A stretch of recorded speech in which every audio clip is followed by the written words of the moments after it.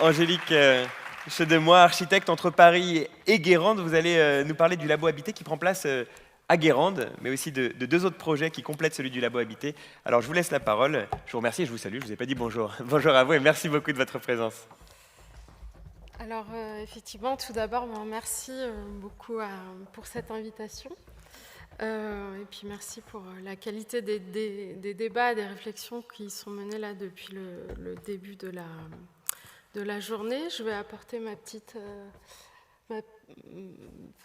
contribution à ces réflexions dans l'autre sens. Donc je vais l'apporter dans l'autre sens. Voilà. Donc effectivement, l'invitation s'est faite sur la proposition de présenter ce projet, donc Labo Habité, qui est un programme de 6 logements qui prend place sur une ZAC à Guérande, dans Loire-Atlantique. Donc je suis assez fière de le présenter dans le cadre de la Maison de l'Architecture de Bretagne, parce que j'ai toujours un petit peu cette... j'habite en Bretagne polémique, c'est-à-dire Guérande et la Loire-Atlantique. Donc le Labo Habité, c'est un programme de 6 logements qui est porté par une association d'habitants guérandais soucieux de l'intérêt public et qui s'est porté maîtrise d'ouvrage pour construire un bâtiment aussi bien intelligent socialement qu'énergétiquement parlant. Donc ce programme a été présenté dans le cadre de l'AMI engagé pour la qualité du logement de demain, dont l'appel à projet s'est fait au début de l'année 2022. Il fait partie des plus petits projets, puisqu'on c'est un tout petit programme, et qui va être tout au long de leur développement et tout au long de leur fabrication. Ces 97 projets vont être mis en commun à travers des ateliers pour fabriquer aussi une expérience collective à travers une multiplicité de projets atypiques et fabriquer, je l'espère, les nouvelles normes pour la réglementation de demain. Donc, effectivement, à travers cette proposition, j'ai pris le parti un peu de présenter le labo habité, on va dire dans la continuité d'un travail que je porte à travers donc, mon agence, qui est effectivement basée à Paris, mais que c'est une démarche aussi que j'enseigne dans le cadre à l'école d'architecture de Clermont-Ferrand. Donc voilà, c'est la dernière pointe du triangle dans lequel je vis, Paris, Clermont-Ferrand et Guérande. Donc l'idée, c'est de porter une architecture qui soit... donc depuis 15 ans, la démarche de l'agence, c'est de porter une architecture qui soit sobre en technologie, c'est-à-dire une architecture écologique qui soit basée... beaucoup plus sur du bon sens, de l'intelligence des matériaux, et qui soit aussi, on va dire, une architecture écologique qui n'en est pas l'air. C'est un petit peu l'idée de se dire que l'architecture doit aussi... que l'écologie l'architecture ne doit pas porter les stigmates de son combat et de l'écologie, mais de vraiment mettre en avant les lieux et leurs architectures. Désolé, décidément. Voilà.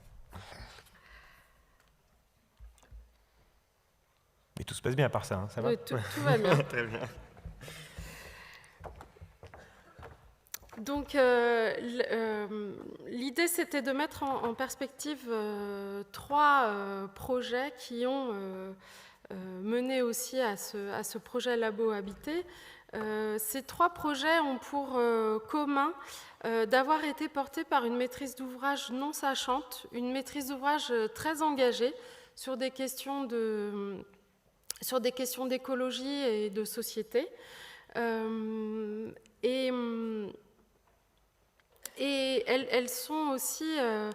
elles se retrouvent à travers l'échelle qu'elles manipulent, puisqu'on est plutôt sur du logement intermédiaire ou du logement intermédiaire groupé. Donc, moi, j'ai à cœur de travailler à cette échelle-là, puisque c'est une échelle qui permet aussi beaucoup plus de marge sur la question de l'expérimentation, de la mise en œuvre d'un cadre habité, aussi d'avoir une pratique d'agence liée avec des entreprises qui sont, on va dire, plus artisanales, mais qui œuvrent à monter en compétences peut-être sur des programmes un peu plus importants. Donc le premier projet qui fête ses 10 ans cette année, c'est le projet donc, Étoile Noire à Guérande. C'est un micro-écoquartier. Il a la particularité d'avoir été... c'est un programme familial, puisque c'est un projet qui a été porté donc, avec mes parents en maîtrise d'ouvrage et mon frère en tant qu'entreprise générale. On dit toujours qu'à ses débuts en tant qu'architecte, il ne faut jamais travailler pour sa famille. J'ai fait exactement l'inverse. Malgré tout, je pense que c'est dans cette condition-là qu'on a pu aussi porter ce projet qui était quand même assez, on va dire, atypique dans la production des logements à Guérande. Donc la première étape d'Étoile Noire s'est portée sur la réhabilitation d'un hangar agricole. Donc on le voit en premier plan, la réhabilitation d'un hangar agricole en 5 logements. C'est un hangar agricole qui était préexistant dans la banlieue de Guérande et qui, au fil des années, est venu se faire grignoter par des maisons individuelles au fur et à mesure que l'activité agricole diminuait. Et je me suis battue contre, on va dire, les architectes des bâtiments de France qui considéraient ce hangar comme ne faisant plus partie du paysage.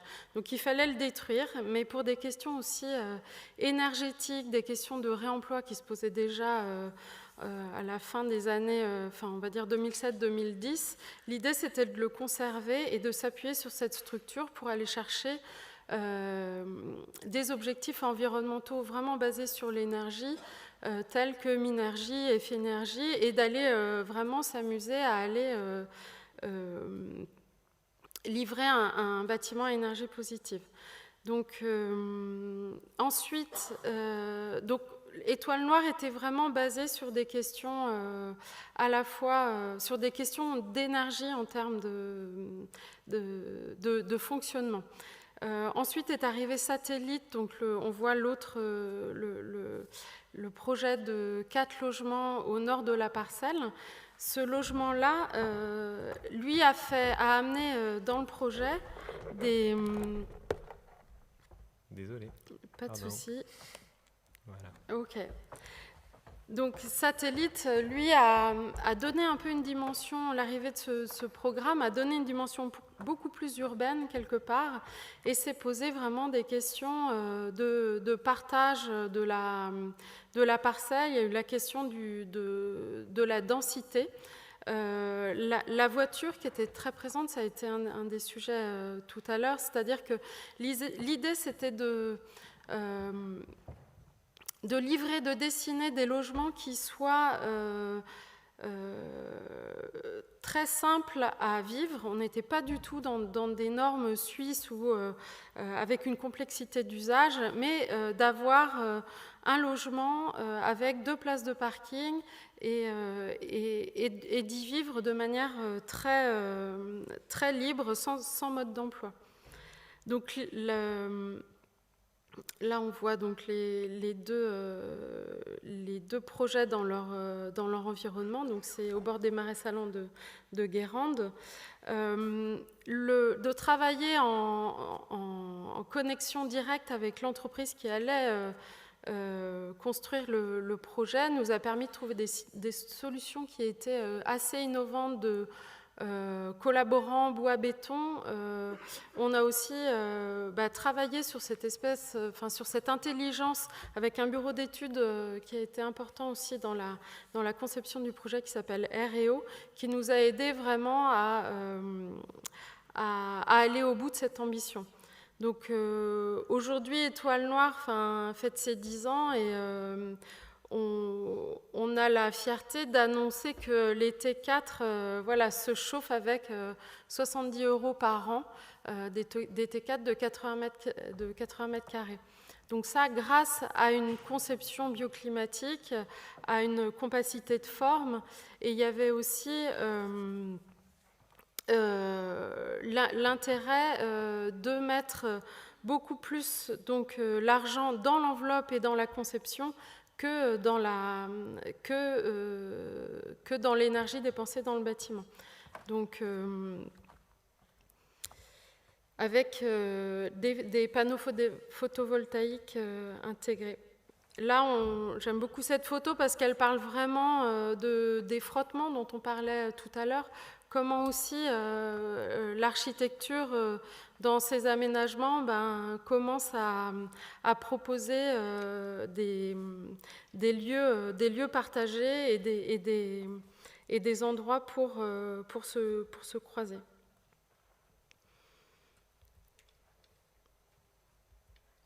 Donc voilà Étoile Noire. Donc après les photos d'architectes, les photos des habitants. Donc c'est agréable de penser que les gens pensent que c'est un projet participatif, alors que c'est une opération, on va dire, immobilière, tout ce qui est plus normal. Mais la manière dont les espaces partagés ont été aménagés et présentés ont vraiment créé une culture habitante. Il y a même une bière qui est née, alors ça c'est vraiment la récompense ultime. Il y a une bière qui est née de ce... Et un des locataires est devenu brasseur.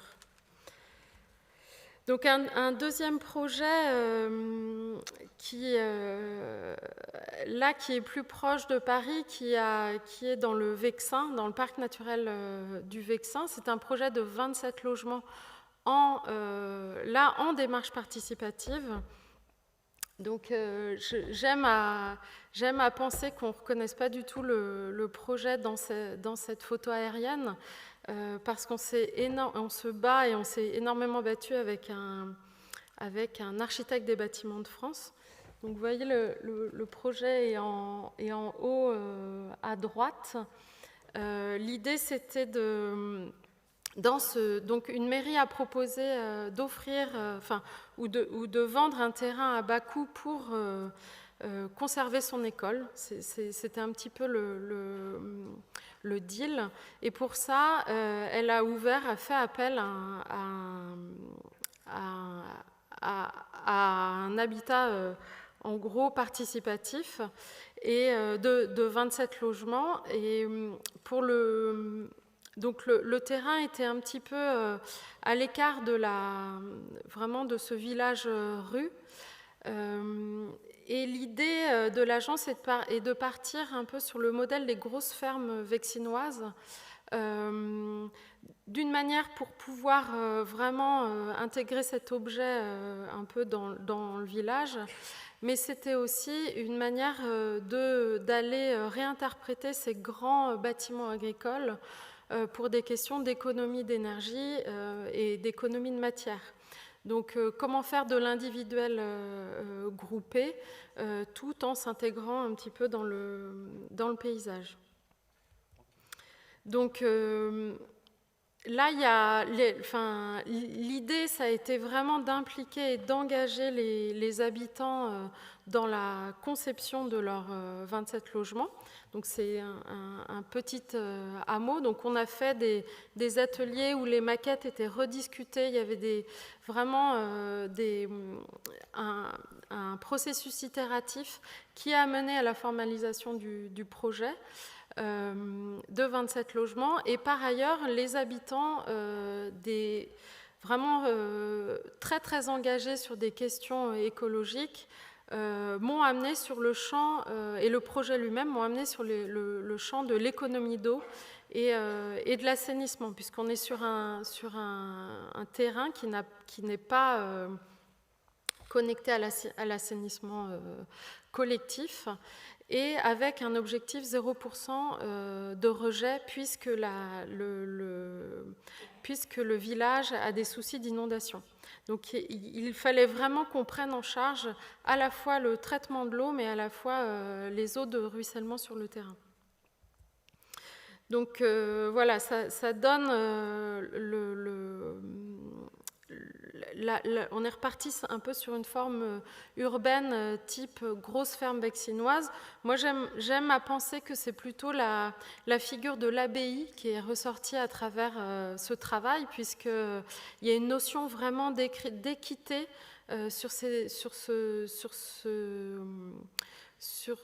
projet, et il y a aussi une notion de synergie avec la campagne aux alentours, puisque c'est un terrain, c'est un projet qui a la chance d'avoir du terrain, et il y a aussi un projet d'autonomie alimentaire qui est mené parallèlement aux habitants. Donc on est vraiment à la recherche d'une échelle qui permette cette autonomie, cette notion de culture habitante, de partage.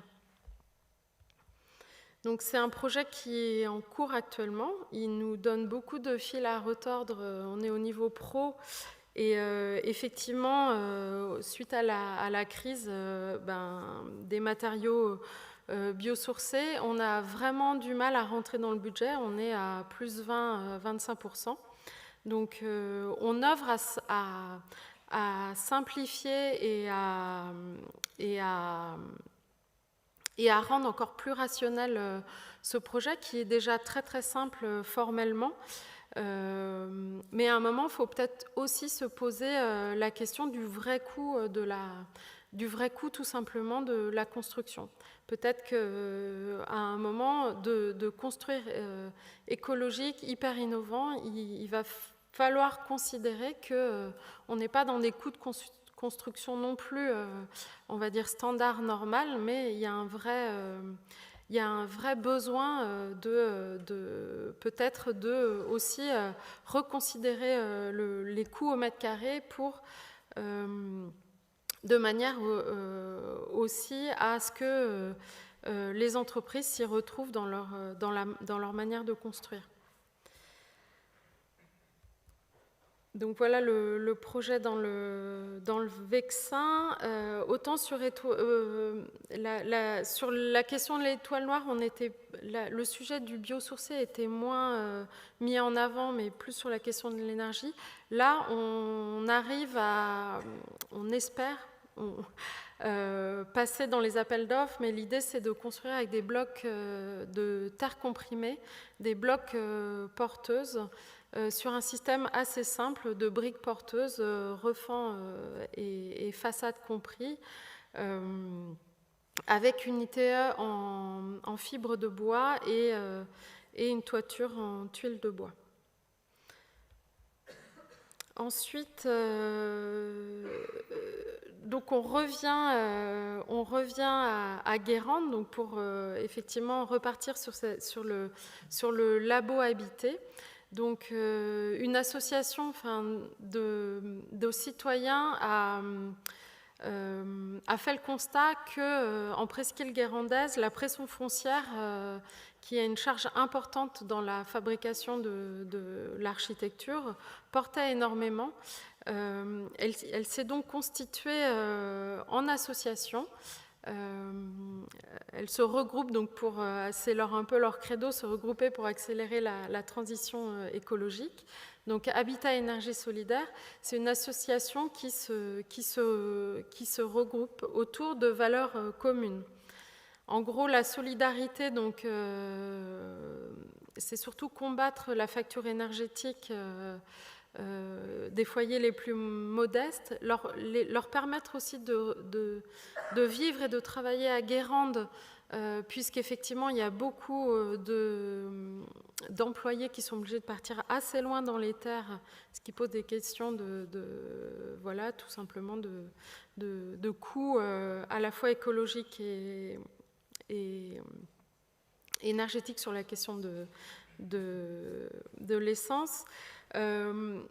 Des questions économiques, c'est travailler travailler une économie solide, enfin une économie circulaire et locale, c'est-à-dire travailler avec les entreprises locales, faire monter en compétence aussi les entreprises de la construction sur ces questions de bâtiments à énergie positive, sur ces questions en gros de haute exigence énergétique. Des valeurs écologiques, c'est-à-dire une écologie appliquée. On n'est plus dans l'écologie politique, qui est aussi une écologie politique, mais une écologie appliquée sur la question de la construction, donc en devançant la RE 2020, mais en invitant les matériaux de réemploi dans la construction neuve. En recyclant et en ayant une vraie considération de l'économie et de la gestion de l'eau dans les terrains, et puis de construire aussi en terre du site. Et enfin, de permettre de créer des lieux pour faire émerger des cultures habitantes, du partage, du bien vivre ensemble. Donc cette association s'est constituée en maîtrise d'ouvrage et est allée voir la mairie de Guérande pour participer à l'extension de la ville à travers la ZAC de la Maisonneuve, qui est un projet qui est en cours depuis déjà quelques années. Et dont les premières tranches ont été un peu questionnées par les habitants de Guérande, puisque les questions écologiques au niveau archi avaient du mal à émerger. Donc les futures tranches de cette ZAC sont déjà un peu plus contraignantes, mais elles posaient question. Donc l'idée, c'est aussi de faire en sorte que ces projets particuliers et exigeants ne soient pas des projets qui sont parfois, comme on disait, menés sur des terrains peut-être à la fois peut-être sur des territoires qui sont un peu plus faciles d'accès, donc plus simples pour aller expérimenter, mais que aussi ces projets exigeants prennent part vraiment dans la fabrication de la ville et dans ce cas-là au cœur d'une ZAC. Donc, comme je disais, le Labo Habité, c'est un projet de 6 logements. Il est expérimental, 6 logements et 90 mètres carrés de locaux partagés. Il est expérimental à la fois par sa maîtrise d'ouvrage non sachante qui crée des logements locatifs, c'est-à-dire c'est une maîtrise d'ouvrage qui se porte, qui ne fait pas de l'autopromotion, qui porte ces questions environnementales et sociales, mais pour créer du logement locatif. Et elle a aussi à cœur de vouloir dissocier le bâti du foncier, puisque c'est des questions vraiment éminemment politiques de l'utilisation du foncier. Donc pour éviter la spéculation immobilière, elle a aussi beaucoup interrogé la mairie pour faire partie de l'OFS 44 qui s'est monté il y a quelques années, de manière à ce que l'OFS, l'Office foncier solidaire, achète le terrain et que l'association bâtisse et devienne propriétaire du bâti. Malheureusement, c'est un outil qui est réservé aux bailleurs sociaux et ils ne font pas partie du bailleur social. Donc c'est des questions qui sont mises en débat, on va dire à Guérande, et ça fait réfléchir. Donc l'idée, c'est aussi de pouvoir rebattre un peu les cartes sur ces questions-là. Donc après, le projet, c'est un projet somme toute, donc qui travaille très simplement sur la qualité de l'enveloppe, sa compacité, Sur la dimension biosourcée, parce qu'on est sur une construction mixte bois-béton, on a un souci parce qu'on est en niveau sismique 3, donc le rez-de-chaussée accueille beaucoup plus de béton, mais le R1 et R plus 1, R plus 2 sont des petites maisons, pour le coup, en bois. Donc on voit au rez-de-chaussée, le rez-de-chaussée accueille donc des locaux partagés, un T1 et un T2. Alors que le R plus 1 accueille 4 duplex allant donc avec les 2 T4 à l'extérieur et 2 T3 plutôt à l'intérieur. Donc l'idée c'était d'être vraiment sur quelque part, d'aller chercher les normes d'aller chercher plutôt un niveau de qualité architecturale assez simple de logements traversants, de RE 2020, d'être positif en énergie et puis BPAS au niveau des économies d'énergie. Ça, c'est des choses que tout architecte est en capacité, si on lui donne, et si le site lui donne la possibilité, tout est en capacité de pouvoir le concevoir. La dimension expérimentale, elle se porte beaucoup plus sur des objets très précis que sont la réutilisation des eaux grises. Donc, dans la coupe, l'idée, c'est que la salle de bain au R plus 1 remplisse le réservoir DVCAO dans le niveau bas du duplex. L'utilisation de la terre du site, elle va se faire à travers le doublage, à travers la technique de la terre allégée. Le réemploi des matériaux va se faire sur le bardage, les appareils sanitaires, les revêtements de sol. L'idée, c'est aussi de pouvoir massifier et de pouvoir faire exemple sur la question des matériaux de réemploi qui concernent beaucoup plus la réhabilitation actuellement, mais comment aussi la faire rentrer dans le bâtiment neuf. Et enfin, la valorisation des urines, d'une part pour installer des urinoirs pour éviter l'utilisation d'eau, mais aussi pour récolter et valoriser les urines dans le cadre d'une expérimentation sur les fertilisants dans l'agriculture. Donc l'idée de ce projet, quelque part, l'idée c'est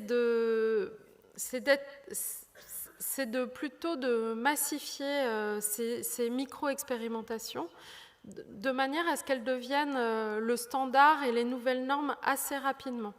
Donc c'est en ça aussi que le ministère nous a labellisé, puisque l'idée c'est de pouvoir quelque part, c'est de ne pas être dans une logique d'ATEX ou de bâtiment non plus totalement exceptionnel, mais de pouvoir à chacun des projets rajouter des graines de manière à ce que le bâtiment neuf aussi prenne en charge cette transition écologique et sociale. Et enfin, pour finir, je vais vous inviter à aller sur le site de l'association, qui s'appelle hesguérande.org, qui décrit aussi toute l'historique de cette association. Et puis, dernière chose, ils recherchent des investisseurs. Donc, vous êtes invités, n'hésitez pas à passer le mot, en particulier pour l'achat du terrain, puisqu'il y a vraiment à cœur de dissocier le foncier du bâti. Donc, l'idée, ce serait que le terrain soit plutôt porté par une fondation ou un fonds de dotation. Voilà, donc merci beaucoup pour votre attention. Et